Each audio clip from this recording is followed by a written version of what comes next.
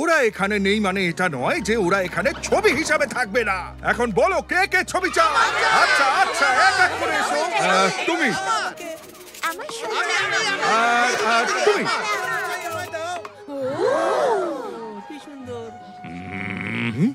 ও কিন্তু আপনার গোমরা মুখের ছবিটা ভালো এঁকেছে। আমার তোমার সাথে কথা আছে এখন। এই আমি কি ওই ছবিগুলো ছোট সাইজে পেতে পারি? ও আসছি। তোমার কি সেদিনটা মনে আছে যেদিন তুমি জেট প্যালেসে উঠেছিলে? কি করে ভুলবো? ভেবেছিলাম কোনোদিন পৌঁছাতেই পারবো না। হ্যাঁ, তুমি পেরেছিলে। এবং আরো একবার তোমার ভাগ্য কিন্তু তোমাকে পরের যাত্রার জন্য ডাকছে। পরের যাত্রা? কি বলছেন? আমি তো সবই করে ফেলেছি, তাই না?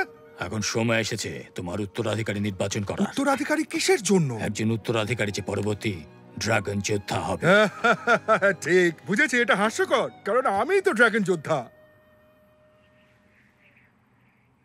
না না না, দাঁড়ান দাঁড়ান, আপনি বলছেন আমি আর ড্রাগন যোদ্ধা থাকতে পারবো না? ঠিক তাই। তাহলে আমি কি হব?